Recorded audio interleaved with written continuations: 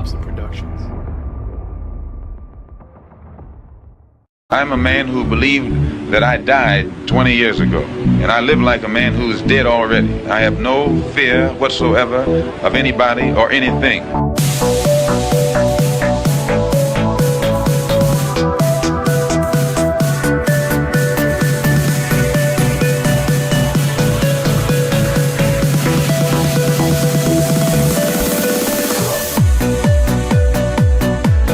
Gary Webb. I am an investigative journalist, and in 1996 I wrote a series of stories entitled Dark Alliance, which was about CIA involvement in drug trafficking.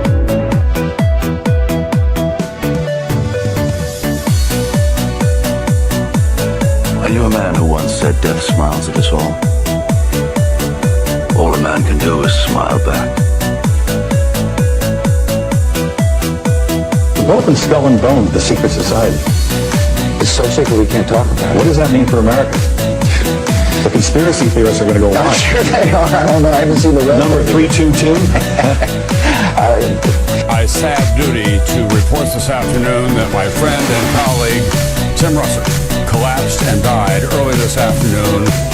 I may die in this cell tonight or in the arena tomorrow. I'm a slave. What possible difference can I make? And no official of my administration, whether his rank is high or low, civilian or military, should interpret my words here tonight as an excuse to censor the news, to stifle dissent, to cover up our mistakes, or to withhold from the press and the public the facts they deserve to know.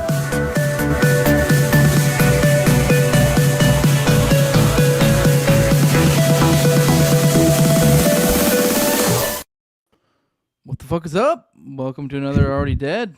I'm joined as always by our forever co-host Austin Picard and the young jewels of the Great Pill Podcast. What's going on, everybody?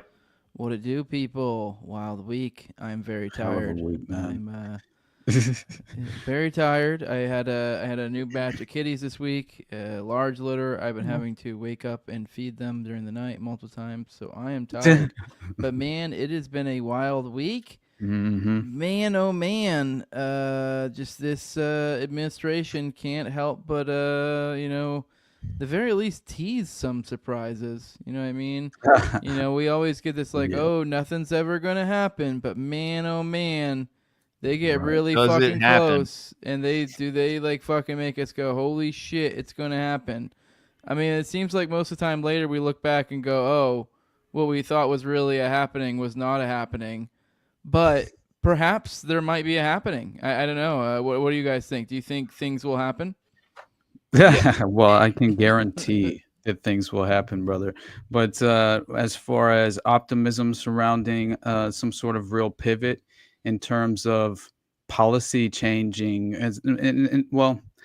in terms of policy shifting in any sort of real meaningful way, this is where I think, obviously, I'm very skeptical, as always, as far as definitely in terms of foreign policy, because in my mind, clearly nothing has seemingly changed in any real terms as far as what is being carried out, right? Especially with the Israeli assault on Gaza and Yemen as well, right? So it's like, I think, yes, on at a certain point you have to address and appreciate, okay, at least the message is being forced to shift in a way due to the optics alone. I think it's kind of like a natural reaction to what's playing out on the world stage. You see what but in terms of Israeli policy, no, I think that Netanyahu is playing his role as was always intended. And when you're basically just performing for MBS, right? Mohammed bin Salman, and essentially this is supposed to be some sort of victory, and a shift into the right direction. I don't see that in any real. Again, consider the fact that the day we ceased bombing Yemen, Israel picked up bombing Yemen with the bombs that we're obviously providing them to continue this escalation. So it's really, in my mind, the timing of it all plays very perfectly into the playbook of, and I mean, there's two ways to read that, though, because I was of the same thought, but they have really been focusing in on over and over again. And actually, I believe there were reports from some Israeli officials, referencing this. Say what? Referencing what? Oh, sorry. Referencing. Damn it! You fucking threw my idea. What the fuck were we just talking? We were basically. I'm only saying that Trump effectively distancing himself from Netanyahu, this supposed shift in foreign policy as far as the Israeli relationship. I think it's smoke and mirrors. I think it's a reaction to the basically the PR, right? The optics, listening to the overwhelming natural generated reaction to a genocide playing out, and of course your own base is now starting to pick up, and you're hearing dissident voices within your own base, so therefore you have to react. And so this is damage control in my mind in more ways than one, but also you have no real shift in what's playing out in terms of the actual foreign policy, because you still have this malnutrition aid scheme to starve 57 children were killed by since March, apparently, right, in Gaza, just based on malnutrition, dude. Like, this is a crazy stat. Kyle Anzalone just published it, and he was just talking about how basically it's essentially 1 in 5, right, are at risk, critical risk of famine, right? So as far as 1 in 5 people in Gaza are facing starvation. So that in itself, when you're enforcing this policy of starvation, and you're kind of, again, this to me is playing perfectly in line with the timing of what has truly the consequential outcome of the policies that have been in place, right? So you see, like, we're really at in more ways than one, kind of at the bitter end of this conflict, right? Where you're kind of seeing the remaining Palestinians forced into the south, into this very, specific area where they can essentially force them to where it's they just a matter of how is it going to end at this point. I mean, like, we kind of have an idea. It's just a matter. I don't know. There's a lot. I really do. I have a feeling. I do get the impression that there is, at the very least, there is a divergence in the end goals of these two groups here, at the very least. Now, I do think they correspond, but at the very least, I do think I really, whatever that end goal of being herded into a small area in concentration camps, I'm not entirely sure this administration wants to have that photo op on them. So I think they might be trying to frame things. That might be why they're trying to frame things. That's what I'm saying. Get in now, and I don't know. This is very. I do remember the point I was talking about. I got thrown off. I was talking about the idea that the Houthis, when we left, after the fact, we only made a point to specifically make sure that they weren't going to attack our ships, and nothing about Israel. And Israel actually recently made a big deal about that. The optics. So I mean, my point was only that, like, you can look at it the one way or the other, but it is I don't know. It is who's reporting that, though? Like that's where it's very difficult, because you see how the mainstream media just is the lapdog of the military-industrial complex. So if you want to shift the narrative, right, you essentially, you just kind of like leverage your assets within the Mockingbird media that are perfectly in place, and also the perfect time to distance yourself from Netanyahu and this just destructive dystopian policy of a complete and utter genocide. Now you can run, this ridiculous narrative that is obviously, in my mind, and consider this as well, that Netanyahu had absolutely no real public support to begin with. I think this is the position he was strategically put into place to fulfill. This was his role from day one. They will hang him out to dry and crucify Netanyahu as the face of the genocide, and everybody will move on as if nothing occurred. Well, and consider this, Austin. Yeah. there's these rabbis, they have all these prophecies, right? These ancient prophecies, biblical prophecies, and Edom, or America, the West, will turn its back on Jacob, apparently, right? Causing them to then, or Hashem, whatever, fulfilling the manufactured prophecy, right? right, to The attack manufactured us. false So it's like prophecy. if the United States somehow turns its back on Israel, they get, pull all the Jews out the country, and then Hashem, being the nukes or the bombs, the fury of God or whatever, on Edom. I don't know. There's there's that's definitely out there, I do think and that's they a talk vital about it. factor. No, I think you're entirely right, brother, because that is a vital, crucial factor in terms of public support for this conflict in the first fucking place. You had to generate support by infiltrating the ideology of the peasant class, right? And that's essentially what's truly taken place. And that's where I've witnessed members of my own family plagued with this version of Christian Zionism, where they can't quite see clearly that they're being controlled by ideology, these tools of ideology sent to deceive and control their current paradigm, how they engage with reality itself.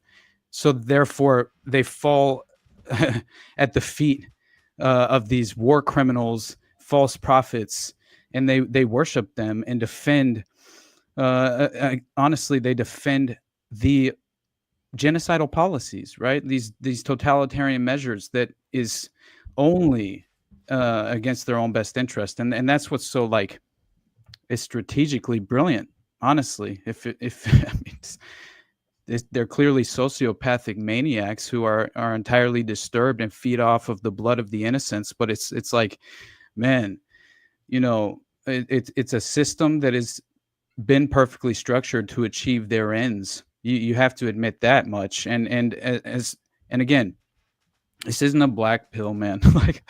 I know it sounds like it's nothing but negative, but in reality, I'm just trying to kind of present what I view as the really the very thick curtain intended to cloud our vision and keep us from engaging with reality in real terms, in the terms that we should kind of embrace and understand how power functions in the first place.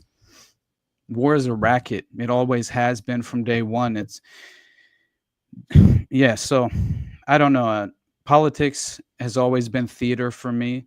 Once you wake up to the reality of it all, you see, we're witnessing sophisticated performances, right, at a level that is truly kind of just, again, it's ushering in this kind of self-defeated mentality where we can't get out of our own way. The propaganda has set in too deep, and so instead we lash out. We lash out at the people that actually have our best interest at heart, who are trying to remove the veil of vulnerability and deception that has been very well placed and put into place and secured, and through ideology, in my mind. But yeah, I don't know. I hope I'm wrong. I hope that I hope we're heading in an optimistic direction, and we're seeing a real shift in policy, and we're rejecting it's just too good to be true in my mind. It does sure feel that way. Although we are at a unique time. I mean, if anything, if there was a time for something like this to happen, it would be now. And I mean, hell, we've been covering. There was one little thing I actually wanted to bring to your attention, because I know I think this is back when you were doing the morning show with me today. The Edon Alexander was returned today, and that was the one hostage that was the dual citizen or whatever. He was an IDF member, but he was a U.S. citizen, and that was the one that I remember me and you covering. There was it wasn't Witkoff, but it was like his number two that was part of those negotiations and was directly negotiating with Hamas. And that was like kind of the landmark thing of it. This was actually, when this came out, it was clearly through espionage is how clearly they found out this was even happening to begin with. And then there was this kind of backlash, and there were people, official people saying, kind of, that then, gave him a wrist slapping for some statements he said, essentially things along the lines of like, they're not the worst things ever, and we can interact with them like human beings, I don't know, statements you would say about people you were negotiating with. And obviously then, so he kind of got his flack, his from the outside looking in, from the power players. But what's come to light from this whole Edon Alexander thing is those ties from that, because that was in relation to the Edon Alexander negotiations too, is what that was all over. Mm-hmm. They still maintain those. So I just found that interesting in the idea of theater. All of that was theater. I mean, like, I don't know, obviously to some degree, like I'm sure maybe that was real. I'm sure there probably were upset agencies, and they probably were like, oh, just roll with it. Just be like, yeah. Did you hear what anything, lean into said? it. Act outraged yourself, because it's like that way, like, oh, we're going to keep talking to him, and we go, oh, yeah, that's awful. Oh, yeah, that's crazy. You would talk about them that way. And you're like, meanwhile, they're still maintaining direct negotiations with them. So it is, and if anything, that's kind of almost a positive way to look at it, too, is that not everything is the way it seems. We are at a unique time where, I mean, it's pretty clear at the people level that Israel is done. It's donezo. And like, as I've been laying out for my audience a lot recently, is like, if we're going to look at probably the three major superpowers right now, it's us, Saudi Arabia, and Israel. And what do these people bring to the table? We bring to the military power. We have Saudi Arabia brings actual organic value insofar as their oil. And then what does Israel provide? I don't really know. Do you? Like, so it's like, it's kind of at some point you can only you only can play this artificial game so long. And at some point things start to give. And are we starting to see the cracks in the seams? Because this is a parasitic thing, and it's kind of fucking everything up. Right. Dude, that theory you just laid out just very much plays into the idea that I've been kind of attempting to present from day one, as far as the role that the state of Israel in its modern form has very much played in essentially being the tool for providing the infrastructure on the world stage for the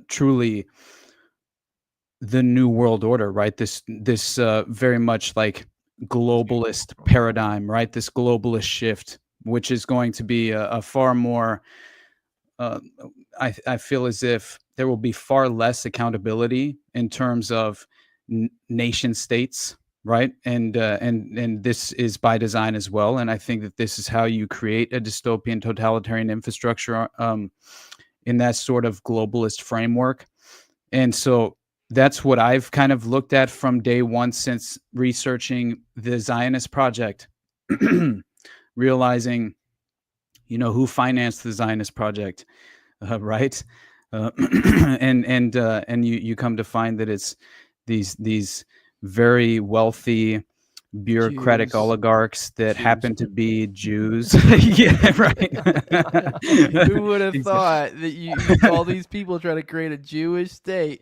And if you look, all the people at the top, who would have thought it every single time, a bunch of Jews? Right, but if you remember, it was Churchill himself who pointed out, right, that there are different classes within this framework, and he viewed the schemes of the international Jews as the most diabolical threat, which was essentially this elite class of Zionists, who essentially created the Zionist paradigm in order to leverage and influence and exploit the minds, right, of the uninformed and undereducated, in order to kind of get them to fall into the trap.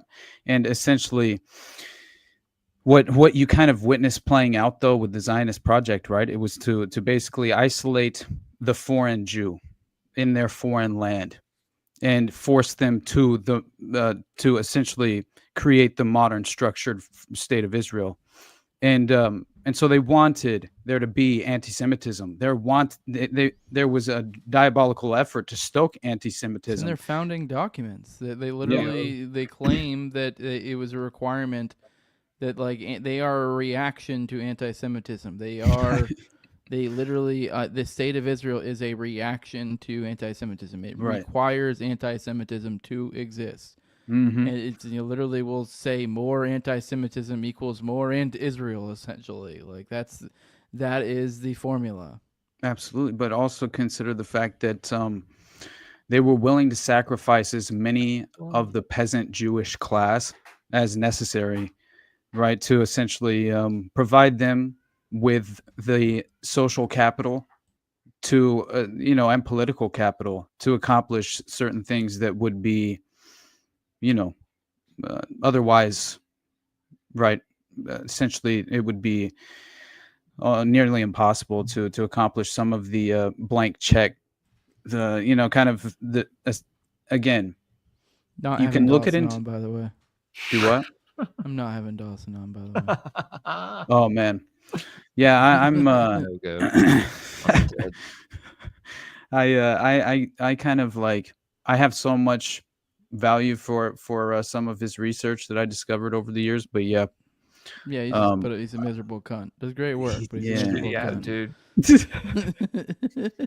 But no, the point being is that when in terms of that whole hostage negotiation ceasefire, right, which the Israelis claimed they would not at all abide by the ceasefire anyway, which is hilarious. But still, when you consider the fact that you had Netanyahu legitimately say today, he said, even if Israel agrees to a temporary pause for the release of hostages, it will resume its military operations in Gaza.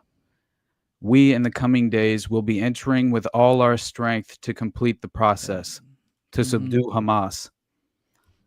It could be that Hamas will say, pause. We want to release another 10 hostages. Okay, release them. We will receive them, and after that, enter. But there will not be a situation where we stop the war. And I think that's really like, we're not seeing any sort of shift in any real way in terms of the actual policy playing out. So yeah, if there is going to be any sort of shift, I will say that at the very least with this situation, where it's not going to be dilly-dallying around figuring out when the thing is happening, if a thing is happening.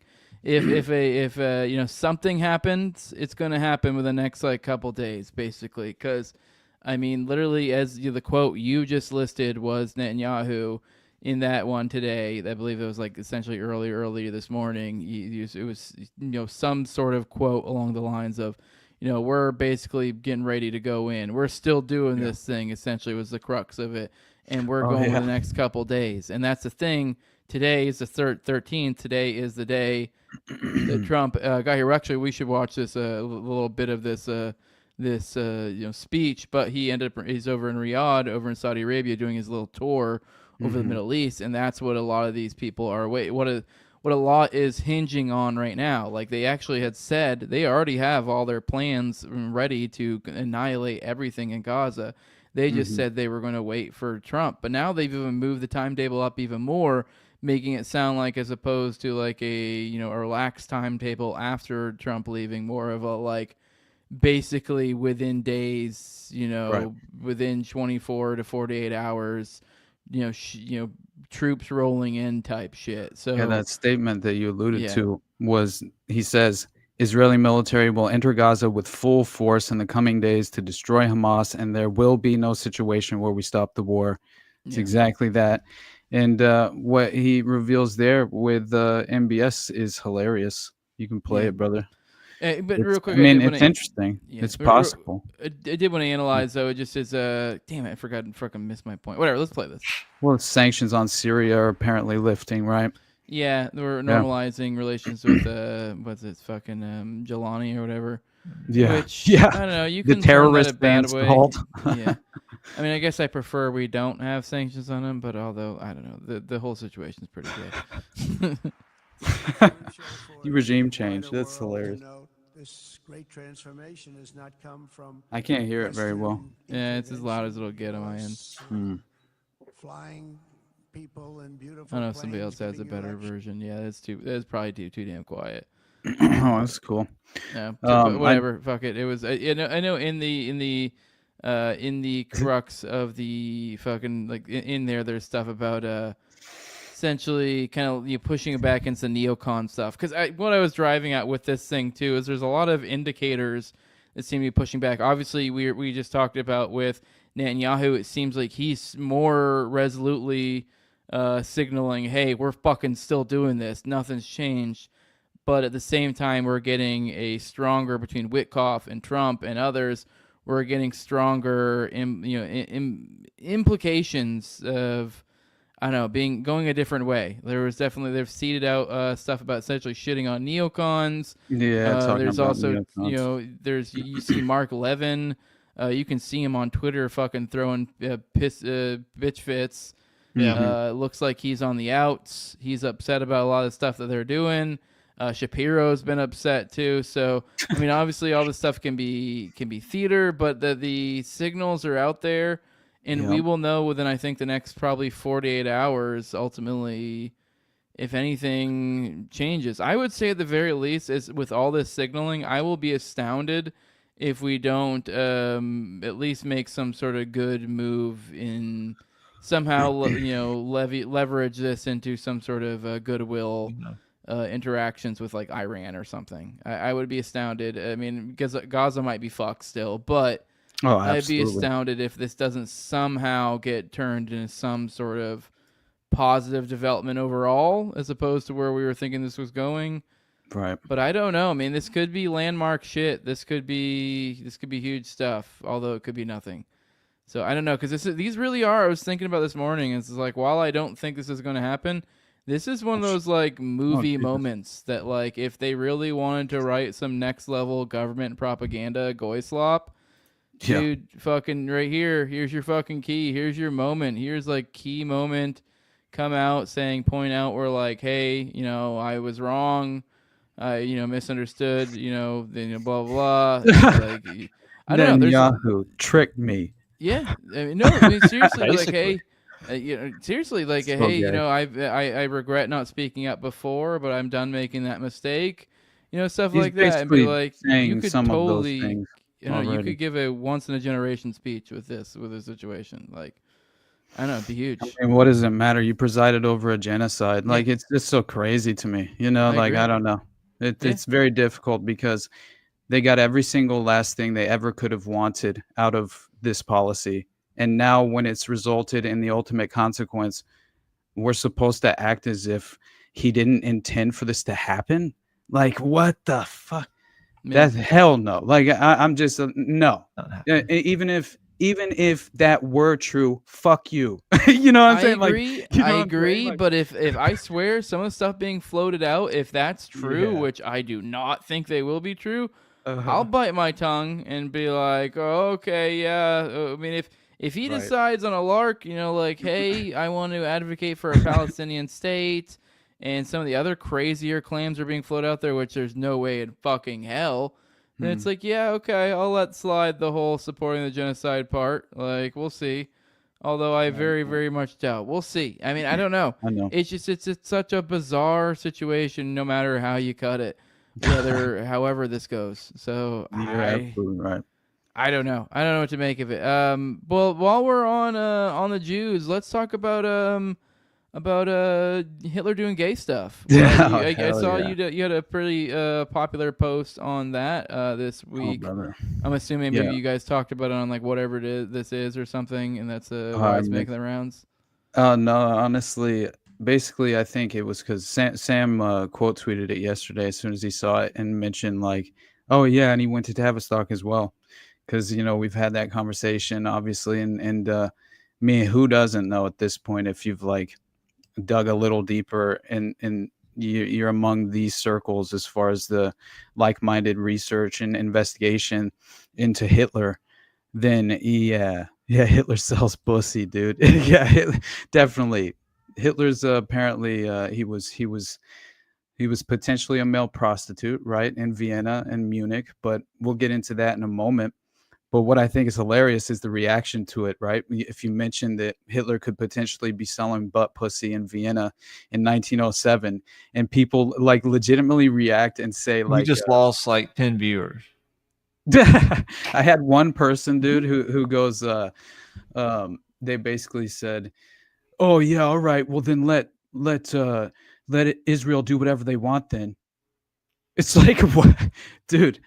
How is that? What a leap! Nothing to do with what I'm talking Yeah, about. what a leap within a conscious mind to actually act as if Hitler potentially being a mind-controlled British Tavistock agent who was essentially groomed and hypnotized, and his entire character was shifted by a hypnotist at a medical institution, right? Where by the way, when they re-enter Berlin and legitimately raid the medical facility where his psychiatrist in that time that hypnotized him and changed his character significantly, where he started hearing that voice, Providence, right?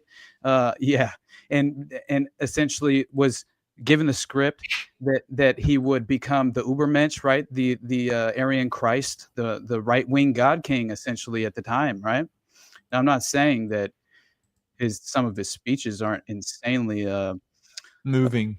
Well, dude, I'm telling you, I had one that I bookmarked just because it's worth actually showing the fact, dude. It's very interesting. First of all, if you look at what is Hitler's gay roots, right? Which, first of all, how hilarious for that to be an actual fucking chapter in any sort of investigative resource. Dude, there are police records that have Hitler Oh, yeah. listed as a homosexual. And there are far more claims than just right. Someone Did you pointed find out those that the specific first claim- records? Did you Oh, find dude, those specific I'm records? telling you right now that there. First of all, a lot of these. Where'd the records come from? The homosexual directory. well, I mean, just Yeah, playing devil's well, advocate. clearly the Allies probably took hold of the records, because obviously and here's the other part, right? In the second slide that I posted, it basically mentions the fact that there's this Langer, right? This psychiatrist who essentially, Walter Langer is his name, right? And this guy legitimately was a psychiatrist commissioned by the Allies in 1943 to prepare a thorough psychological study of Hitler. Now, this report kept under wraps for 30 fucking years and then published in a book in 1972 as The Mind of Adolf Hitler. And Langer writes that Hitler was certainly a coprophile. Is that how you pronounce that? I have no idea. This was my first introduction to this sexual inclination. I had no fucking clue. Now I knew that poop life. Yeah. So coprophile, gross. a person who is sexually aroused by Coprophile. human excrement. Jesus. So that reminded me instantly of Aleister Crowley, by the way, because Yeah, You he know. would write on the walls and with shit, blood yeah. and excrement, and that's the stuff that Marina Abramovic does as well. Yeah. Mhm. This is a cult Semen, shit right blood, poop. right. here. Poop. Yeah. Yeah. These guys No, are it was gross. nah, man. The Jewish historian is the Samuel Egra that published Germany's National Vice, Okay. which talked about this poison stream that ran through the heart of Nazism was homosexuality, which was hilarious to me. So if this is Jewish propaganda, which That's you what I know was you could thinking, too. consider that it's possible that is definitely the case. You never Perhaps. know, but still hilarious to be the Jews in charge of that propaganda, right? Like, Hey. if that's If that's the case, Like, if this man. is Jewish propaganda, whatever. Props to them. They got us to spend this time to cover this fake Jewish op. Hitler homos, dude. There's no doubt. I believe it. He was a Right. right? Nazis were definitely gay as fuck. I mean, Hess and Himmler were both like chaos magicians. Oh, Yeah, this all He makes had sense. to me. channelers, like like there was, you had Dual Society, the Vril Society. So I mean, but I don't know. I mean, it could be possible, man. He could be into the shit magic. Oh yeah, very much. And it for me, it just kind of fell perfectly in place with a lot of what I've already read in terms of right. It makes sense as far as, yes, he was obviously within the area at the time, obviously had been at Tavistock. I think that now many people push back about the Pace-Walk connection. They say that that was a myth to help stage and create Hitler's larger than life persona that took root in the zeitgeist. But you read through as much as is available and translated. It's extraordinary stuff, in my opinion. And then also keep in mind, right? Like if you understand what was actually happening when the Nazis reinvaded and essentially they raided the very same place that Hitler was supposed to have been hypnotized, right? And that was the picture of that doctor on the top left that I quote when I quote tweeted that initial tweet. It was essentially just to provide kind of the original sources that I appreciate most in regard to the potential mind control connections to Hitler himself, right? And how he did definitely spend time at Tavistock. And beyond that, I think that he was attending these bars and these and apparently going to parties with you had Freud, right? So that's yeah. Yeah, I mean, are you definitely kidding me? a pedophile. Yeah, and beyond that, Trotsky, I mean, come on, they're manufacturing these personas, and then placing their puppets on the world stage to perform their ritual, and all of us will then buy into the false framework. But if you really consider the fact that right when he's at Pacewalk being essentially psychiatrist Edmund Forster, by the way, is the interesting connection that I always found to this, because again, this is a U.S. Navy intelligence report declassified in 1973, right? So this is not like coming out of my ass or coming directly from the book that everyone likes to act as if the myth is directly generated from, and so. Which is a joke in my mind. Like it's the same as debunking the protocols of the elders of Zion. Those are meeting minutes, log records, dude. Like that happened. And by the way, who debunked the protocols? The London Times, owned by the Rothschilds. Right. Like, Right. This is just ridiculous to me. And then you consider that obviously Forster, right? This crazy Edmund Forster psychiatrist connection. So Hitler received insane treatment as far as hypnosis under the psychiatric records, as far as those are concerned, and they were in fact seized by the Gestapo in 1933. Okay, and entirely destroyed. And by the way, Edmund Forster also committed suicide the very same year. So, I mean, that's all a coincidence, I guess. Yeah, right. Happy little They always coincidence. Yeah. Always works out that way, huh? It's fascinating, man. But to me, like, I don't know. I definitely think that it was his sister-in-law as well, right? The Diary of Bridget Hitler, who yeah, dude. And she says that he was a prostitute, that he was a male prostitute. He was disheveled. He showed up at their house. He's all fucked up. He was like, she said that all he could do was sit there. He had a dazed look on his face. Did he comb on his mustache? I would not be surprised. I'm just imagining a sitcom called Bridget Hitler. Just how great would that be? Just Hitler's coming home. He just got fucking railed by a bunch of dudes. He's all sore. He's walking into the fucking down to the basement. Dude, no, I swear though.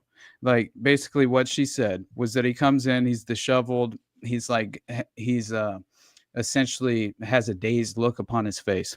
And he's not very reactionary or reacting to much of what they're saying. And basically that he could not stop looking at these papers that he had, which she called journals. and was effectively described as mind control manuals from Tavistock, where he was receiving his psychiatrist hypnotic training. So he's being hypnotized, and Edmund Forrester essentially, apparently through this process, directly affected and significantly affected his character. And this is when he started hearing the voice Providence, and this led him to become the Ubermensch, right? Where he believed it was his job to bring the German people back to glory. Like, this was all 100% in his mind control, sort of sophisticated techniques. It was essentially kind of laid out his mission. It's like the Green Beret sleepers, right? Where they're saying they're waking up to their prior programming, right? So you never know how long the shelf life lasts if you're not receiving like consistent reinforcement. And that's another aspect of it that I wasn't aware of, right? That it's like there's a time frame that you have to utilize your Manchurians. So that's where you have like effective Manchurians. You have you know, certain people who naturally resist and reject far more than other character profiles that sort of fit the process more. But yeah, I do think that there's legitimate credibility to the idea that Hitler could have been a mind-controlled male prostitute. Just 100%. Yeah, selling ass. I wouldn't doubt it. Anything is possible. That's what they at all this end up point. being. All these monarchs, all these fucking bloodline fucks, all they like. At the end of the day, we can all joke and laugh, but like at the end of the day, they're all just fucking people craving stuff in the butthole. That's really what it is. I mean, I guess craving might not be the right way to put it, but they're all people who've experienced trauma, have been defiled, and participate are in sex magic and stuff and along those defiling lines. others. So that's really. Did you ever really hear what it Charles comes down to. Manson or explain his swastika mark on his forehead? Did you ever carving? He carved it with a yeah. knife, I'm pretty sure. That's like, no, I didn't hear it. Dude, I was like, yeah, I just listening to it's like 2 minutes, and he like blew my mind. Honestly, I was sitting there. He's just so right about every single aspect of what he's saying about the ideological subversion of the swastika, and it's like I'm just sitting there like, damn, this guy was definitely, he could speak to an audience, right? Like 100%. He was charismatic. And you can utilize that in many ways through various conditioning tools, obviously, which was, but you can clearly tell that he's an intelligent person, right? Yeah, trying to bring the swastika back, but didn't quite nail it.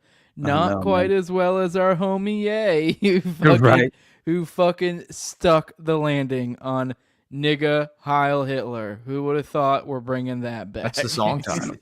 Yeah. Dude. That's how I'm signing off all my letters now, with an NHH, like a you gotta watch this. NHH. He knew what he was doing releasing that. Yeah. Oh, 100%. But you know what? Watching this, I believe him a little bit more.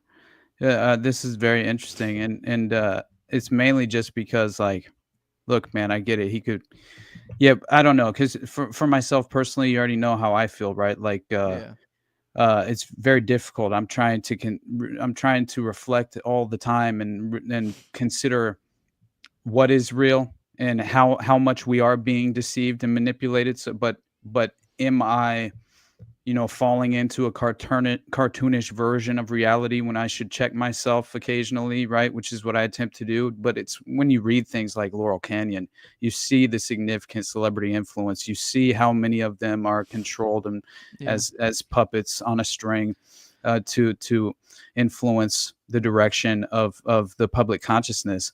And I think it's super important. I think it's really.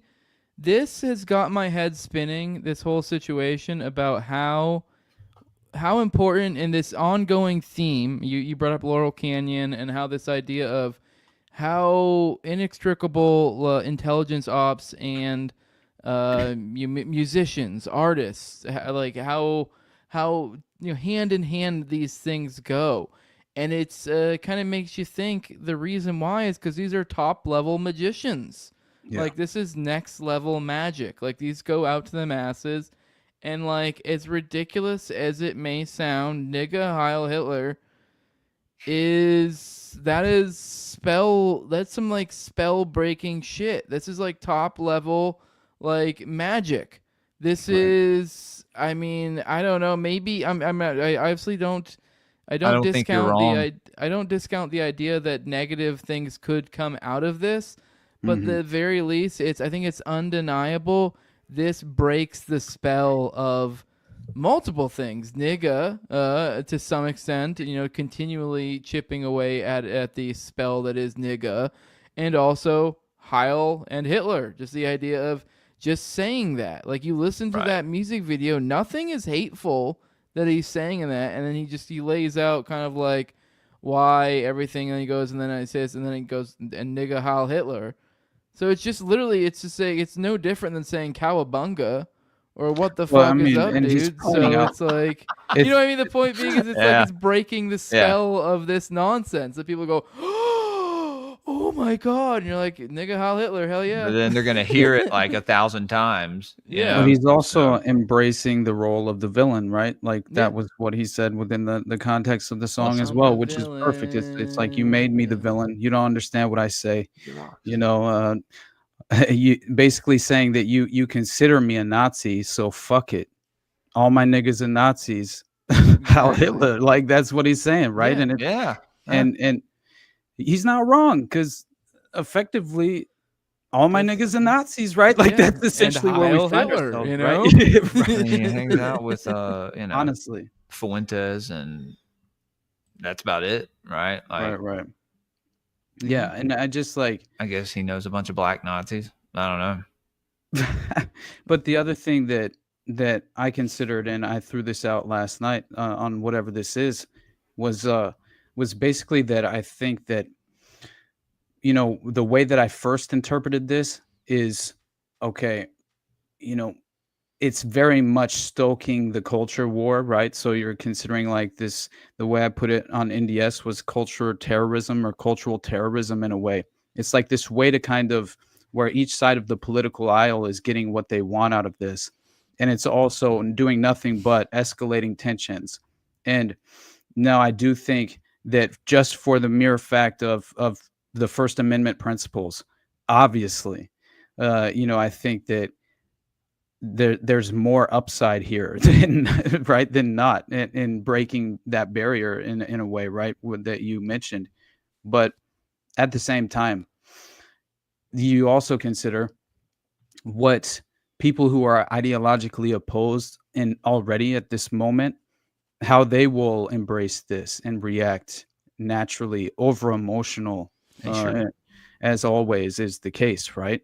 And all this will look like to them is, wow, the anti-Semitism is at an all-time high. Like, oh my God, they're legitimately bringing Hitler back, right? Like, and it's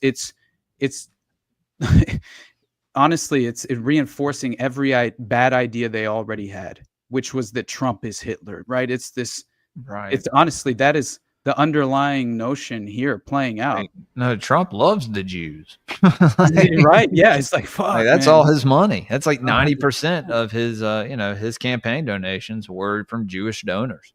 Yeah. So, dude, exactly. And Miriam Madelson, as we've said many times, pointed out the fact that she financed the Israeli policy. Essentially, I think it's far more complicated than that, but she definitely paid for the embassy to be moved to, right? So but yeah, but then again, it's like, all right, so you could be fulfilling this role, let's say, of kind of, but I don't know, like, watching this though, it makes me think like, geez, dude, like, it's hard to imagine, because obviously if you're paying $200,000 a month in child support, like, that is outrageous, right? For each child, children, or just in total? I don't know. I didn't get that. Honestly, I can't remember. I mean, but that was a billionaire. So yeah, that was the alleged statistic, right? And so I don't know the details of it, but if that is true, and then again, he's not able to see his child. Like, dude, I'm obviously in favor of seeing his children. Like, that's not at all. But I'm just questioning how real is all of this, right? And that was kind of my first way of psychologically approaching this to begin with. And so yeah, I was just considering kind of the strategic outcome, and once again, you consider in the midst of a genocide playing out, you definitely have a reaction as far as emotional reaction to people naturally. Yeah, you're going to have a natural rise in anti-Semitism. Of course. What else do you expect? But then to have it so, kind of like reinforced in the context of the culture war, I think that is where you kind of have to just make sure you kind of keep yourself at a distance and don't fall into the traps, right? But again, it's like, I have to say that I think it's hilarious and extremely entertaining, and I very much value the idea of what it provides to the principles of the First Amendment, like destroy, these taboos. Like that should always be our approach and our intention, right? Destroy the fucking taboos. We have to once and for all move past this, because this is the poison pill within the framework of the culture war itself, and we have to stop. Being so careful and watching our words when we have good intentions, right? Because it's like this is what I mean, right? So it's like to not understand what the context of what that means. Yeah, that's on you, motherfucker. It's like at the end of the day, like I hate to put it that way, but it is on you, and you have to kind of once again remind yourself, right, that yeah, it's nothing is what it seems. I'll tell you that much. And I can't tell you for certain if what is real within the context of this narrative. But I will say, like, this made me think. And again, like, you have to kind of like, at the very least, understand if this is true, where he would be coming from. Right. So like, let's check this out real quick. It's hilarious. Is from American Apparel. Okay. But I'm talking about put out my White Lives Matter tee. The White Lives Matter tee don't say nothing. It don't say DEF CON or nothing on it, right? I'm like, put it out. And he's telling me like, yo, I want you to visit the Holocaust Museum. And I was like, yo, I want you to visit Planned Parenthood. That's our Holocaust Museum. I'm like, yo, I'll put my life on this, dude. At this point, because they've been fucking with me too long. They put the crazy narrative out there. My Jewish trainer, Harley Pasternak, who's Lizzo's trainer, put it out when I went to the hospital, put it in the press. I got a bunch of friends that went to the hospital. It didn't go to the press.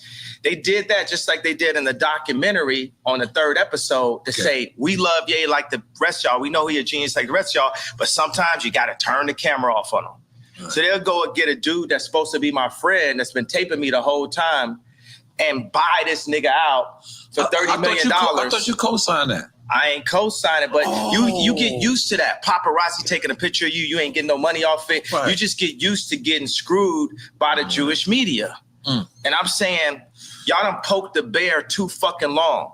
When I wore the White Lives Matter tee, I had 4 SoFi Stadium shows. They canceled my shows. I said it's up. And let me tell you one thing. It's like if a black man is caught with something in the car or something, everybody in the car going to go to jail with him, right? But if a black man can play basketball or rap, only he gets the record deal. So meaning like if one black man does something bad, all the other blacks get caught with him. If one black man does something good, nobody else gets nothing with him. It's a reverse for the Jewish people, right? If a Jewish person could repeatedly fucks me on a deal, it's just them. It's just the businessman. It's not the people. It's not nobody else. But if a Jewish person does good, all of their people eat. It's basically it. But honestly, I thought at the very least, like his statement, right? You fucked with me for too long, right? Like essentially he's just scorched earth policy at this moment. You took my kids. I'm paying $200,000 a month in child support. You're canceling all my shows, right? Like, if that is true, then yeah, he's just essentially he's had enough, right? Wouldn't and you so make a Heil Hitler too?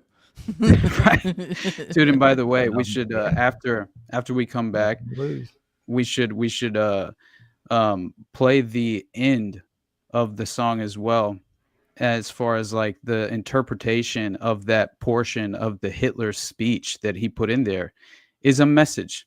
It's a message from Ye. That's what it 100% is. Yeah. But it translated is very interesting.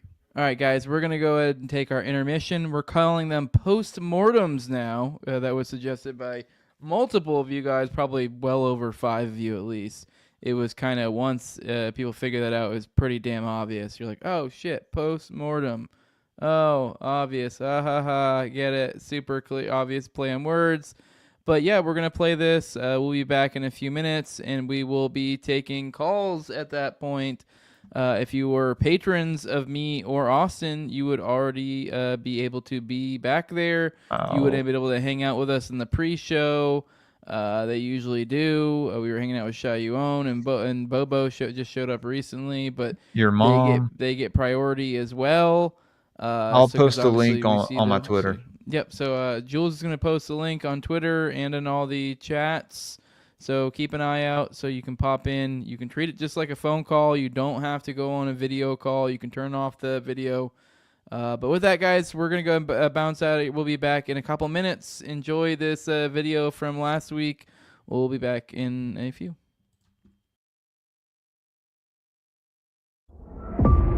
Top Lobster Productions. It's clear, and even said within that, he said, you know, you can even give back the hostages. We're still doing it. Like that's where they're at now. Yeah, they're going to demolish. Like, what else is that but paving? Not a grain of rice. Not a grain of rice, as Bazalo Smoker said. Literally, I can't say this enough. That name's the fucking name of a demon, basically. Like, obviously, it's not a literal demon name, but that's some demon shit. Bazalo. I know why I woke up here on the shoreline, coughing up blood in the twilight. Everything looks the same. That happened, like Walls was conducting the highest level espionage I think I've ever heard or seen done. Like, it's like, what? And like just some of the things I just described and the moves happening behind the scenes, there's some sort of leverage, unseen leverage, that kind of gets maybe the dark stuff that we talk about sometimes in the show that's going on. The idea that they're able to manipulate this administration to this degree is quite insane.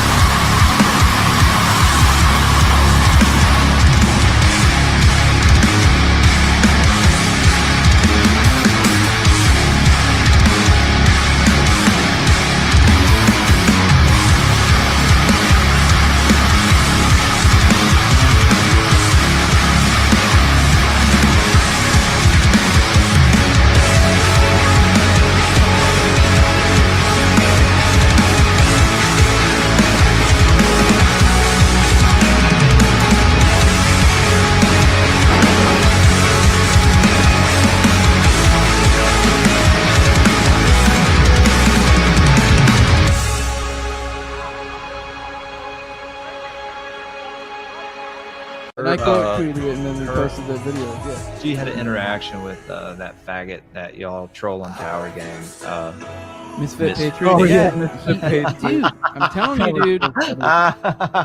Hasbro, he's drawing up. They're fucking putting him on weird tasks to try to get it back. That's what it is. Yeah. And how it operates, it kind of reminded me a lot of like the concept of like the Eye of the Chicken Hawk stuff, where they would have in like the back of magazines or newspapers or whatever, the weird little ads that were clearly call outs for like essentially subscription services for like pedophiles.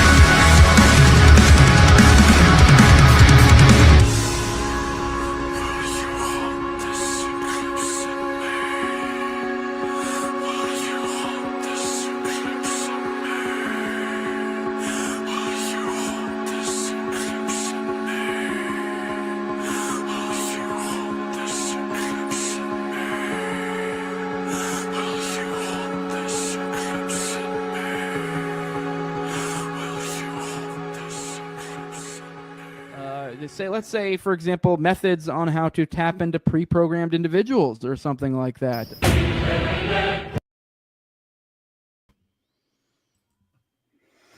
What's up, guys? What it do? Yeah, what I forgot to Bitch tits patriot.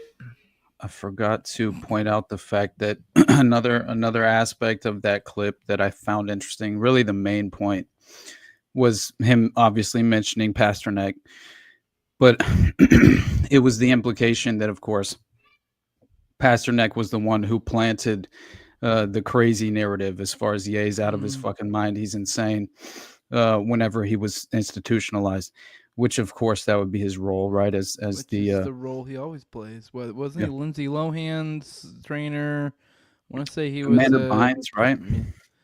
Maybe I want to say it might have been like Britney Spears. The big one was Brittany Murphy and Brittany Murphy and Say no the more, dude. ex-husbands. Both of theirs. I forgot the who Lizzo it one's was. funny. The Lizzo Those one's funny. conspiracy guys. I think it was Gordo who did a deep dive into Brittany Murphy. I listened to that episode. That's sketchy, bro. That's what Like launched her me. mom. Dude, we talked about it before, honestly, on the show. We should actually do another segment on that because I very much think Ashton Kutcher played a role as far as, it's very interesting. He killed one of his, other girlfriends. He was on trial for murder, wasn't he? Oh, dude, he's entirely implicated in what's that dickhead's name from that '70s show? Danny Castellero, or no. That's someone you talk Danny about. Masterson. Danny Masterson. Yeah, that piece of shit. Yeah, and he definitely killed his girlfriend in 03. 100%, dude. Who's that, Kutcher? Yeah. I think. Well, Masterson, he's got a dark past, right? Like that guy is a piece of shit. Yeah. And so, Were you saying Masterson killed his girlfriend in 03 or Kutcher? Because Ashton Kutcher he definitely had a role to play. Shit. Yeah, dude.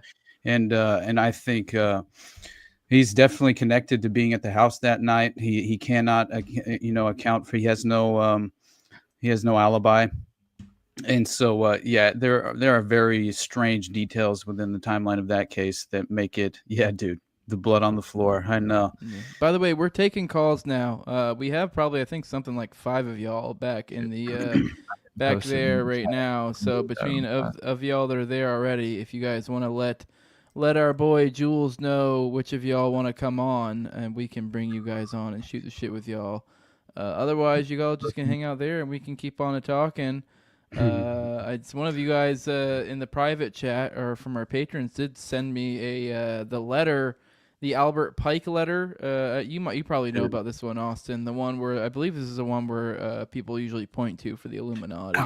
So we could probably go look at that one if you want. You got to let me get into some of the dirty Diddy details, man. Let's do it. We got the Diddy trial going on, brother. Dirty Diddy details. Yeah, I'm That's telling you, they're very disturbing. As well. So let's say I was digging into the disturbing dirty Diddy details, right? There we go. The disturbing Diddy detail that he called Danny first and not the cops when he found out she was dead. Ashton Kutcher, that is. Oh yeah, I know, dude. Yeah, and he helped. I'm telling you right now, there's a strength and there's a reason that Ashton and the Abercrombie and Fitch model connections, that network for sure. But also that just got exposed as being a butthole slinging operation. Right. Not too long ago. Then speaking for all those child care organization, as far as like with Demi Moore and their strange relationship with allegedly caring so much about child trafficking networks and attempting to spotlight and shine a light on them when that guy's getting off, by the way. The latest. He's getting off. The reason being is because he's old as shit and has dementia now, so he can't stand trial. So the fucking. You've seen I'm sure you've seen him, the CEO of or used to be the CEO of Abercrombie and Fitch back in the old days, back when they didn't let fat chicks go shop there and shit. Right.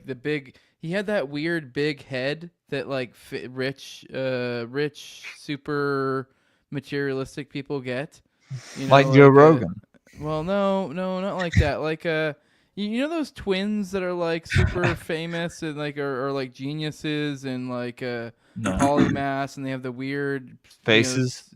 weird giant like plastic surgery. They have the head. plastic. So yeah, those yeah. guys. Those Yeah, guys are it's like that. definitely going to those parties. That's what this guy has. So yeah, he's one of those. Oh, So he's it's like those, fucked. Yeah, he's cooked. Yeah. Yeah, but dude, we got Shayu One, Bobo, your mom, and Abrogate D's is also in the house. So yeah, if any of those fuckers want to join, guys, whichever one of y'all wants to come up first, just. I think Austin's itching to tell us some dirty Diddy D's? details. Ooh, Rotting Jules is up in the chat, guys. Don't be too horned. yeah. Don't be too horned. I know how you guys were last time she was on the show. You guys were weird. You know, pretty lady shows up. You guys get all weird. That's awesome. A lot of sexual energy that was going on in the chat that last time was getting a little uncomfortable. All right. We defended you, though. Okay, and just know that. Okay. My lady. We defended your honor. My lady. Oh, my God. But no, yeah. I didn't realize, dude, there's like apparently a key priority federal witness that was supposed to key witness number 3, right, is MIA. And apparently they're in terms of the Diddy trial, which I didn't realize that was obviously, it was announced like a few days ago that this was apparently happening. And then Diddy's his defense team, obviously they intend to utilize this to kind of pursue a mistrial in ways, right? And I think leverage it to their own benefit at the very least. And so as far as the potential impact of her absence in regard to the attempted prosecution and what they're attempting to put on display, because this is apparently going to put a huge hampering into what they were wanting to present to the jury, which was very deliberately, seems like it was very deliberately chosen. And this judge has some strange connections. He's like this younger guy appointed by Biden. It was acknowledged that he comes in like super casual this morning in the way that he's like acknowledging Diddy in the courtroom. Apparently is kind of casual and lackadaisical, but whatever. Say what you want. It's just at the very least, it seems like a lot of this could be very much arranged and put on display to the public in certain ways, but also very conveniently controlled in terms of the narrative that's presented to the public. And so again, I think that if you consider the fact that this woman, victim number 3, had a lot of profound allegations that she was intending to make, and it's apparently due to her, right? She's essentially, she's concerned for her own well-being, was the only acknowledgement that we have from the authorities for the reason why she's apparently nowhere to be found. But either way, it makes a lot of sense why this would essentially come up directly before the trial begins, obviously, because from what I heard, potentially some cold feet as far as how this is going to be so public. Some of these victim witnesses are kind of like balking at how this is all being arranged. And a lot of people would view that as, okay, well, maybe this throws some clouds of doubt over the allegations that some of them have made, but I don't think that's the case at all, honestly, like when looking into this at a deeper level. So I don't know. It's hard for me to say, but I think there was one video that I found that was very interesting about this. By the way, not to throw you off, this is what the Mongoloid, this is who I was trying to explain. The Abercrombie and Fitch dude? Yeah, see, this is what I'm talking about. He's that like weird millionaire look, the ones that are like super obsessed with their appearance, like that weird, the face they get when they've had too much plastic surgery. That's what he's got. So that's what I was trying to describe. He's a poster boy for that, pretty much. All right, that's it. But go on. Yeah, no, it's just I think it's important to at least recognize the fact that this court case and this trial will definitely be, I think it's already infiltrated at a real level, and I think that essentially real justice won't play out. I'm honestly concerned that Diddy might get off in the end. I don't know. I think someone will have to be sacrificed to a certain extent, but at the same time, I don't know, man. I'm very much concerned with what the outcome might potentially be in terms of this trial. So we'll see. But again, I have one video and then also some very interesting claims that were made by this Texas attorney, Tony Busby, which I think are worth kind of going back over and to some extent as far as remembering the fact that, and this is all within a certain timeline of let's say this female victim, right, which apparently she claims that she's she claims that Combs, and this was February 14th, shoved his hand up her skirt and digitally penetrated her after berating her into accepting an alcoholic drink at a LA club in 2016. And this lawsuit filed in New York Supreme Court, she said that Diddy says, "Bitch, I do what I want, take that shit," while assaulting her before she was able to return to her hotel room, where she awoke the next day with bruises. And there's a common theme where each of them seem to be raped after being drugged, right? So it's, again, just perfectly in terms of the playbook and how this is all essentially just how these networks, sadistic abuse networks, are kind of like presided over, right, by the chosen patsy, which inevitably is what occurs, right? They have this, which I think he was just very much obviously in charge of human compromise in the celebrity hip hop industry, and but far more than that. But still, when you look at some of the graphic details that are being presented at trial day one, it's kind of fucking crazy. But it just perfectly aligns with exactly what we kind of already knew, with the Lil Rod lawsuit, which was kind of some of the most extraordinary shit that was being said. And Lil Rod showed up to court, by the way, so that at the very least, we know that his statements will be made. So hopefully we'll get some public, revealing of some of this. But yeah, check this out. Well, the latest witness to take the stand today is a man named Daniel Phillips, and he was a male strip show manager. He would manage male strippers who would perform for things like bachelorette parties. But he said that he was paid to have sex with Cassie Ventura back in 2013 in a New York City hotel while Sean Diddy Combs allegedly sat in the corner, watched, and masturbated. This morning, his family entered the courthouse while leaving a black van. This includes his children, his sons, and also his twin daughters. His family has heard graphic allegations of the alleged sexual encounters, and his daughters walked out during that testimony. Phillips, the second witness of the day, said he was told by his boss that he was going to perform at a bachelorette party at the Gramercy Park Hotel, but when he arrived, he saw Cassie in red lingerie and a red wig. He testified she said that they would rub baby oil on each other and would see where things would go from there while her husband was there. Combs was allegedly in a corner in a white robe concealing his face with a bandana, but Phillips said he recognized Diddy's voice. He was paid a few $1,000s when he left. Phillips said this went on more times, meeting up at hotels or their homes, and Diddy would direct them while having sex. Now, a supporter of the alleged victims, Jaguar Wright, spoke out before court this morning. This is hilarious. I do believe there's going to be a lot of curveballs. I do believe there's going to be a lot of interesting things. And what I will say is, be vigilant. We're getting started. Is this a reckoning for the music industry? It would need to be.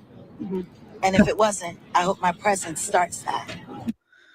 Yeah, that was a little. So was this just a? There was a married couple that was banging and he was watching? Is that what that was? Or did I miss that? Was just no. No, this is just this dude. This is a crazy story, actually. When you look a little bit further into what was said by this guy, Daniel Phillip. And yeah, he alleges that he basically got a call to dance at a bachelorette party at New York's Gramercy Hotel. When he gets there, he says he was met by Cassie, though he didn't know who she was at the time. And then he realized he was brought there under false pretenses. Cassie asked him if it was okay if it was just us. He went on to explain that the singer said it was her birthday and her husband wanted to do something special for her. Okay. So then she asked him, Philip continued to rub baby oil on her and to see where things went. While her husband watched. So that's when he realized So apparently he was the husband. He was watching her get fucked, and he was in. Okay, so that's what it was. out. Okay, he's getting cucked out. Yeah, no, basically. Diddy was in the corner getting cucked. Yeah, that's what was happening. And Hey, so Yeah. I think Jacob wants to come up. Oh, let's shit. Bring him up. Bring him on Yeah, up. Rise to Liberty. Oh, what's up, dude? What up, buddy? What up, fellas? What's up, dude? What are your thoughts about gay black dudes? Well, this dude, Daniel Phillip, he also said that he heard Cassie like get taken into the next room and basically get her ass beat while she's screaming and shit. And then she comes out, she's like fucking shaking and jumps on this dude's lap. So he says that he's brought back a shitload of times, just like that one guy, right, who was in prison. And he's like, dude, he starts going off about the Illuminati and shit. And when he's being interrogated, he's like, I have so much information on how this actually works. And he was actually one of the guys who was brought in as a male prostitute to cuck Diddy, right? But anyway, that's a very strange story. We covered it at one point and put the video up, but still, the fact that this Daniel Phillip guy is at the very least reinforcing the claims, right? That of course Diddy has this playbook, right? Where he's clearly bringing guys in, he's paying them, but he's also leveraging them. So he's like, this guy said he took that Diddy took his fucking ID and takes pictures of it, which Daniel Phillip said, or David Phillip, whatever his name is, said that that he took that as a threatening gesture, which, yeah, I mean, obviously you would think so. After a certain don't point you in time. just find this all weird though? Just like kind of like Oh, what yeah. they're focusing on as the defense. Oh yeah, they're not going to focus on, well, but again, it's like I'm seeing this is day one, and the claims are obviously like when the male prostitute came up, allegedly Diddy's children all walked out, and they were, they couldn't Right. believe their ears, type of thing. But Well, and did you see the report where he was supposedly reading a Bible in the courtroom? Like he just kept Oh, yeah, whipping it yeah, I out heard and just that, yeah. reading it, and it's just I like saw that. nobody's fucking believing you, dude. Nobody's believing you. I know, right? It's But- like we're sitting here talking about like you like beating your lover and like paying male prostitutes, and you're sitting there reading the Bible. Dude, but the problem is the prosecutor, right, claimed that Diddy was telling these male prostitutes. So this is from day one, we're at least getting something, to urinate in Cassie Ventura's mouth until she felt like she was choking, and that her involvement, of course, in all of these inevitably led to violence. That's what happened in every single one of these cases, is that essentially Cassie gets beat up, dude. And and usually the male prostitutes then are there's seemingly a lot of the dynamics playing out. They ultimately kind of end in this strange area where Diddy's just psychologically and in every single way, and physically just kind of what's the term for emasculating, right? But it's really something.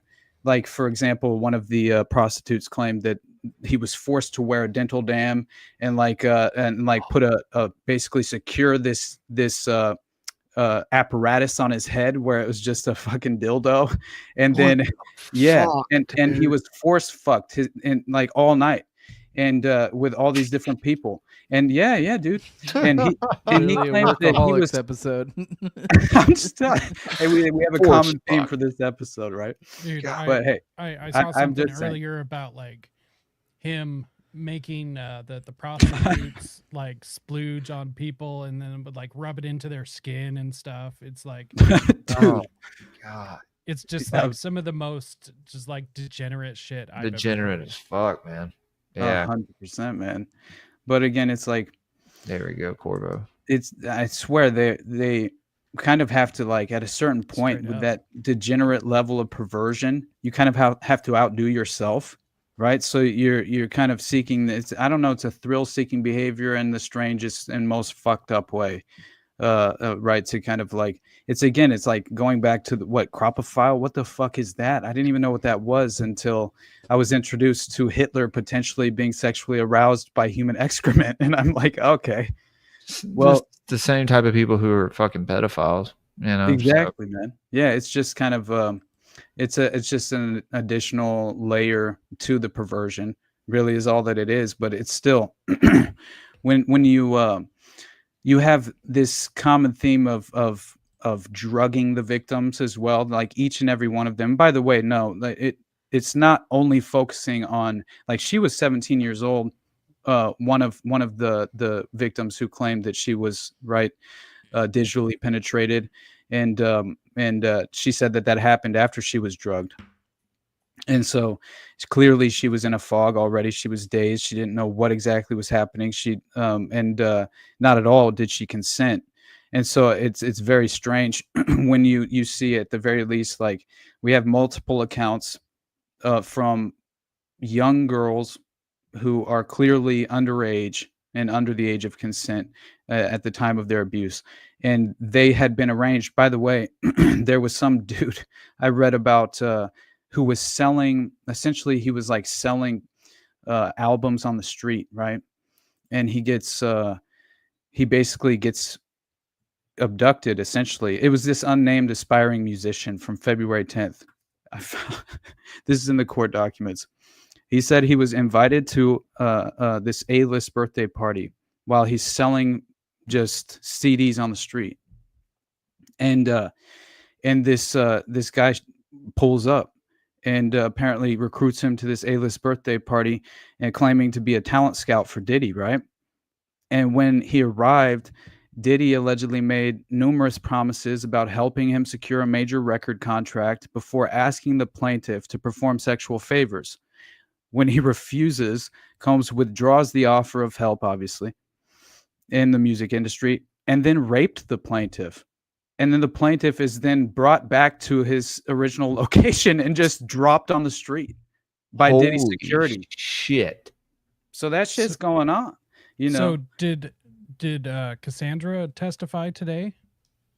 She went to court today. I don't know if she actually spoke to the because basically what happened was I know she urged the judge to allow her when she was speaking, because she's like late stage pregnancy right now. So like take breaks and shit and get some water and stuff. But I was just seeing the BBC had reported on it. It looks like they just dropped it an hour ago, saying that she did testify today. Interesting. I'm curious to know what she had to say, honestly, So, because tearful Cassandra Ventura tells court Diddy beat and humiliated her is the headline. That's crazy that he didn't take her out. He definitely took Kim, whatever her name was, out. His wife, whatever. Right. Yeah. Oh, dude. Yeah, definitely, man. I forgot about that, actually. But, oh, yeah, there was another video I wanted to show you guys about this. I grabbed a couple because it's definitely more than Kim Porter. Yeah, Kim Porter, dude. She definitely, I think, was murdered. Like 100%. Yes, absolutely. And I think it was because she became willing to out the network of exactly what was going on. But yeah, she's one of the people they think where they get at that there might been poisoning, which that ties into, I believe, the Brittany Murphy and stuff as well. Exactly, buddy. Yeah, that makes a lot of sense, and that's what they claim. They're essentially, on pharmaceuticals anyway, and they just swap their medication or they increase the dosage, and then the dosage will essentially lead to the death, which they then blame as a pharmaceutical suicide, when in reality, right, it's or an tragic overdose. But yeah, most of the time, I think that's how you commit pharmacide, right? Isn't that what they call it? Where it's you're essentially pharmaceutical homicide. But yeah, check this out. And this is about the key witness, and it's from Inside Edition, I believe. And then there's one other one that's a key witness in the Diddy trial has gone missing. This is super concerning because she is crucial for the case against one of the biggest names in music. She was actually going under a pseudonym like 3 other witnesses in the case, but she decided to waive that right and reveal her identity in her testimony. But now she's MIA. The federal prosecutors don't know where she is. Her lawyers don't know where she is. And the prosecutors are using her testimony in the opening statement on May 12th. That's not that far away. For now, she's known as Victim 3, and she was subpoenaed, which means that she is required to be there. This all comes as the trial is finally underway this week. The jury will be selected by the end of the day. That's not that interesting. They're all going to remain anonymous. What is interesting is the list of celebrities who were shown to potential jurors to see if they knew them. Those names included Michael B. Jordan, Mike Myers, and Kanye West, none of whom are actually implicated in the case. There's a lot going on. In the coming weeks, we are going to find out whether Diddy used his influence and power to sexually exploit women for more than 2 decades. Follow 7 News for more. Oh my God. And oh shit, what did I just do? Anyway. But yeah, that and I believe there's one other thing. This is crazy. But this is more modern or more recent as far as in the past like 12 hours or something. The male escort taking the stand as well. He says he was hired by Combs and his girlfriend. What the escort said on that stand about what he witnessed and what he said to Combs' girlfriend. Aaron Katursky at the courthouse tonight, and a warning here. Some of this is difficult. Right from the start of his racketeering and sex trafficking trial, Sean Combs was portrayed as a Jekyll and Hyde. To the public, prosecutors said he was Puff Daddy or Diddy, a cultural icon, a businessman, larger than life. But they said there was another side to him, describing how Combs allegedly used lies, drugs, threats, and violence to threaten and coerce women to have sex with him in front of male escorts, and how these sex performances, fueled by ecstasy and other drugs that Combs called freak-offs, could last for days. And today, the jury of 8 men and 4 women saw a video like this one, showing Combs chasing then-girlfriend Cassie Ventura down a hotel hallway, knocking her to the floor and stomping on her. What happened Ventura tried to escape one of the sex performances. The defense claiming the video shows a fight over a cell phone. The first witness, Israel Flores, an LAPD officer who was working security at the hotel that night, said he responded to a call of a woman in distress. The officer testifying Combs gave him a devilish stare and tried to bribe him with a sack of money, saying, "Here, take care of this for me. Don't tell anyone." He says he refused the cash. A male escort, Daniel Phillips, testified he was paid to have sex with Cassie Ventura several times in front of Combs, and claiming he saw Combs get violent towards Ventura. "It came out of nowhere," he told the jury. "I was terrified." Even his own lawyers acknowledge Combs was violent, but arguing that does not make him a sex trafficker or part of a racketeering conspiracy. And the defense describing the freak-offs as consensual threesomes by a celebrity who led a swingers lifestyle. Combs denies all of the allegations, David. Inside, we watched him blow kisses to his mother and children seated in the second row, although his daughters walked out when the testimony turned graphic. Expect Cassie Ventura on the witness stand here tomorrow, David. Aaron Katursky at the courthouse for us. Aaron, thank you for New York. Hell yeah. I didn't realize that she was going on the stand. All right. Well, that's something. I guess we'll be getting more information on Diddy soon for sure. All right, you guys ready to get out of here? I think we covered a lot. I'm tired. I think Shy wanted to come on and hang out for. Oh shit, minutes. Shy wants to come on for a moment. We can bring Shy on for a minute. What's up, Shy? What's up? Hey, peace, guys. What's up, dude? Didn't want to hold y'all. I hope I'm not holding y'all past whatever you're trying to do. Oh, I'm just trying to go to bed. I'm tired, dude. We both on the East Coast, so I know what you're talking about. Yeah. I saw Boltzmann Booty was like Ye's Mossad handler in full flow state writing these tweets. I have to say, you know, who knows, man. Again, I'm questioning my reality every step of the way at this point. You know what I mean? Like I'm very concerned about what is potentially playing out, but at the very least, like I mentioned earlier, I think there's something optimistic and positive in the terms of a real awakening taking place, right? Maybe we're insulated because of the groups that we're associating with. Maybe that's kind of limiting our ability to be as objective as I would like to be. But I honestly think that we're pursuing something worthwhile in a passionate way, and that alone is like pushing the boundaries, because it's obviously a threat to the establishment to objectively pursue the truth. And so in that way, right, we're fulfilling the role that we should and in my mind, and we have to consistently remain skeptical, never fall into the line of the permanent establishment, right?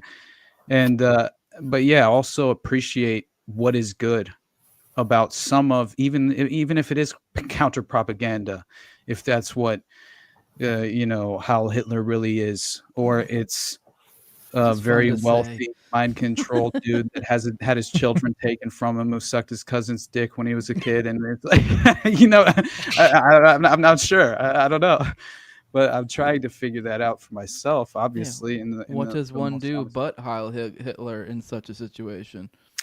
Right, exactly.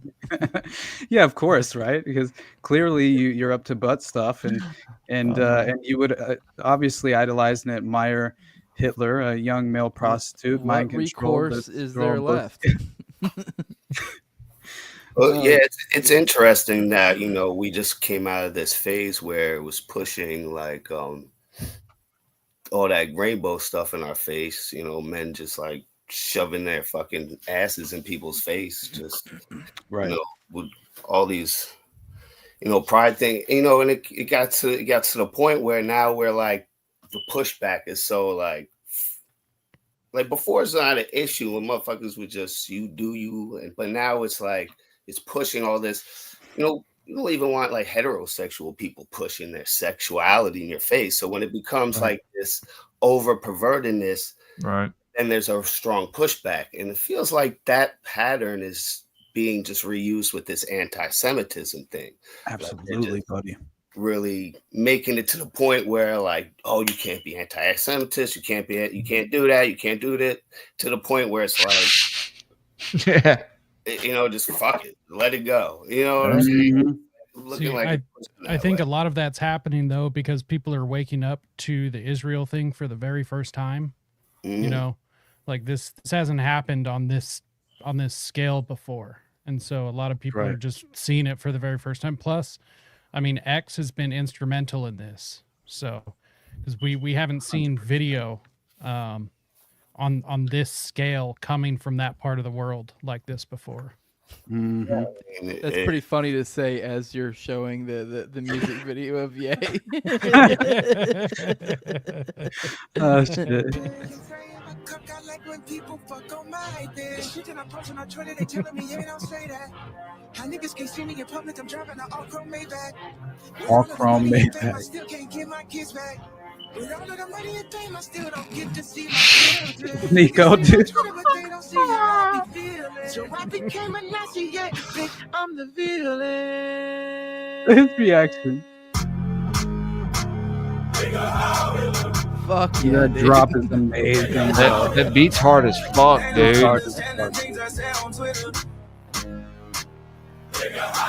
It made me pull up the Rice Tag speech, dude. I swear to God, I had to. All right, man. This is like a cold out for the end of the show. That's what this is. Am I allowed to keep playing it, or do I have to stop? Yeah, I mean, let's get out of here, dude. I gotta go to bed. That is the perfect way to end it. Awesome, let's go ahead and roll. Kicking out all the guests. Appreciate everyone who joined us. Jacob, what's up, buddy? You gonna plug your show, man? Yeah, sure. If you guys want to check out what I have going on, go on over to risetoliberty.com/links or anywhere that you can find me at Rise to Liberty. Yeah, I just want to say that I'll catch Jacob and Jose, your False Memory show. That's a good show, and you guys have a very good back and forth, a good synergy. I like to watch that go back. All right, appreciate it, man. Yeah, we gotta do another one here soon. I'm waiting for Jacob to knock out another threat. But all right, let's go ahead and sorry, bud, what'd you say? I was saying it was just gonna be worth the wait. Hell yeah, dude. All right, kicking y'all out. Jules, where the fuck can people find you at? Guys, you can find me over on X at Gray Pilled Pod. Just reached 1,000 followers, so that's something, man. Nigga, Heil Hitler. Man. Killing it. Instagram, graypilled_podcast. I'm on Rumble, YouTube, Spotify, Apple Podcasts. Go leave me good reviews. And patreon.com/graypillpodcast. Sending some sticker packs out by next week at the latest. So, yeah. Also got some content coming this weekend, Elohim Etymology Saturday, as well as an esoteric book review. Sunday Chaos is this Sunday. And I think we're going to be watching Twin Peaks. We're going to be starting Twin Peaks on Patreon this week. So y'all just kind of keep a lookout for the message on there. Yeah, got a few tiers. Y'all go over there and sign up. Also, graypill.locals.com as well. Go to toplobster.com and buy our merch. We have Already Dead merch, as well as No Way Jose merch, and paranoidamerican.com/discount/graypill for 10% off. Yeah, there's my plugs. Hell yeah, buddy. Awesome. Man, you guys definitely we played Toad's version last night on whatever this is. It's every single time Toad said nigga Heil Hitler. Sam was just like, dude, he had to say it every single time, dude. It was so funny. It was so funny. But we had a lot of fun. So definitely check that out. Episode 14 dropped today. So of whatever this is. And shout out to Sam and Brad. I love them. And I love you too as well. You know this. And yeah, man, if anything I've ever done, you already know best place to support me is on my Patreon. But beyond that, go check out all the interviews that I just did. It definitely derailed my process as far as my own kind of project is concerned, but still it was worthwhile, and I had a lot of really enjoyable and I think worthwhile conversations as well. And again, Shane gave me the opportunity to fill in because somebody dropped out last second, and I feel like that was a lot of fun. Shane's the best. Shout out Shane Cashman. Yeah, man. Right. Anytime that I get the opportunity to talk to him, I'm excited about that. And then yeah, me and the NDS boys have been fucking throwing out content as well, apparently, which that has been fun. But dude, I went on for that. I think I'm gonna do something with Top next Monday because Raven is he's on vacation or something. But I think me and Top may do something. Oh hell yeah, do it, man. But I know when I went on for part 2, I was supposed to talk about Waco again, and we just straight up talked Hitler the whole fucking time. But I think it was still fun. But anyway, and I think it was still a good episode. Yeah. But for still, those who wanna... oh, go ahead. Sorry. Oh, I'm sorry, brother. I know you got to get out of here. So I'll finish by saying there's one other one I did. Oh, yeah. The oh, shit. What is it? Forbidden Knowledge News. Yeah, that's it. Shout out Chris, man. Yeah, shout out Chris. Yeah, he's awesome. Was it a fun show? Yeah, I just I conflate that show with the Occult Rejects all the time for some reason in my mind. And but yeah, so I did his show as well, and that was a really good time too. And I think I'm actually going on with the Occult Reject here. Shout out Nick on the 23rd or something. All the people, man, they're good people. Yeah, nothing but love. But yeah, so appreciate you guys. Good show, and Jose, go to bed, brother. Yeah, for those who want to support what I'm doing over here, and if you don't want to chip in $1, you can like, share, subscribe. Leave a comment, leave a 5-star review on iTunes or Spotify. Follow me on Twitter at TowerGangJose. All those are little things you can do to help boost my shit. And it doesn't cost $1. But if you do want to contribute in a more direct way, money is a great way to do that. And patreon.com/NoWayJose2020 is where you can do that at. The lowest level is $2. That's where you get access to early episodes. For example, I just did a live reading series with Toad, just the other day. I'm about to continue, start a Detroit series with Austin here in a few days. There's a couple others still behind there. There's like 4 behind the paywall right now. We're doing 2 a week right now. So there's a bunch behind the paywall. So you get a good value out of that. You get it a lot earlier than the general public. You also get access to an an ad-free RSS feed. Also get access to priority for the call-in for this show, Already Dead, which is our call-in show on Tuesdays at 9:30 p.m. Eastern, which obviously you know that by virtue of being here. But the highest levels of my sponsors, I read them off every episode of my co-host and Tower Gang at Tower Gang Toad. Also at Abrogate D's at ZOVRECK at _Infinite Zeal. Tim Tuttle at Jolly Long Klebold and Will Bell's Delicious Blueberry Rabbit Eye Wine. Big fan of the show, Tora Mathan at INWARD Lover. And with that, guys, we are out of here. Love you all. Deuces. Take grape pilled, everyone. Woo, woo, woo. Go get graped.